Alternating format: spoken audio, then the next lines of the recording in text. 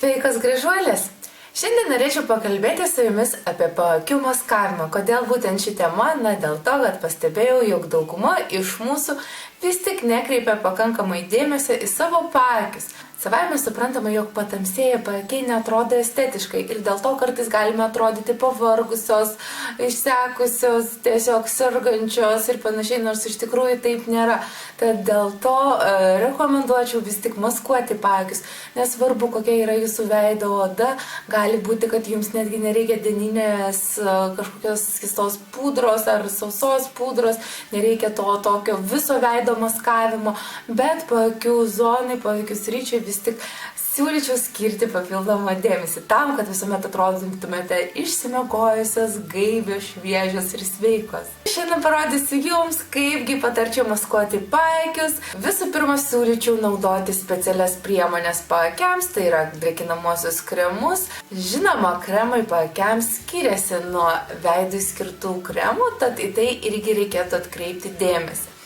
Mūsų paakių oda yra ypač plona, švelni, dėl to jos nepatarčiau tampyti papildomai, tiesiog liesti tokiais baksnojamaisiais, švelniais judesiais ir naudoti štai šį pirščiuką, kurio būtent jėga yra tinkama būtent šiai vietai. Tai reiškia, neištampysite papildomai savo odos, jeigu jau norite dėti kremą rankomis ar kitą priemonę. Viską jums parodysiu šiandien. Dėl ko mūsų paakiai būna paėdavę, tai priklauso nuo mūsų žinoma organizmo. Tai yra vidinės problemos, tad sakyčiau, kad kažkokie kremai stebuklingi, kurie jums akimirksniu pašviesins paakius arba tai padarys visam laikui, vis tik tokiais dalykais tikėti tikriausiai nevertėtų. Tai yra, jeigu ir yra laikina priemonė, laikinas poveikis, tad verčiau reikėtų rūpintis savo organizmu iš vidaus ir stebėti, kaipgi keičiasi mūsų paakiai. Kai kurių iš mūsų paakiai yra pajuodavę iš prigimties ir tiesiog nieko su tuo negalime padaryti, kaip tik juos maskuoti.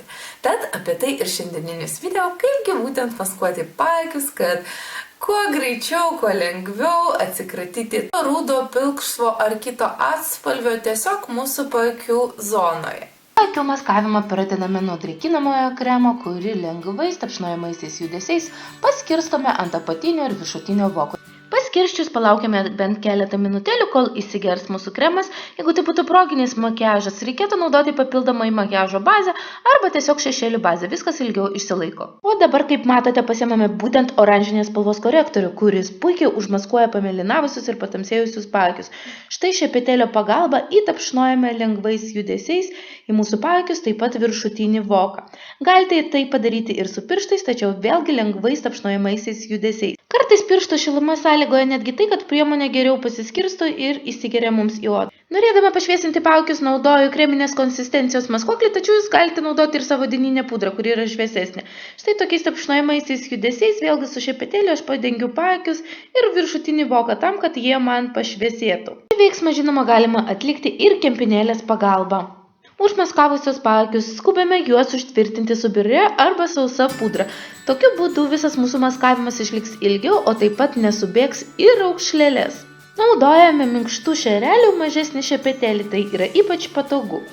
Ir padengusios paakius ir viršutinį voką sausa pudra, voila, pasidarome makiažą ir pasižiūrėkite, kaip viskas atrodo prieš maskavimą ir po paakių maskavimo.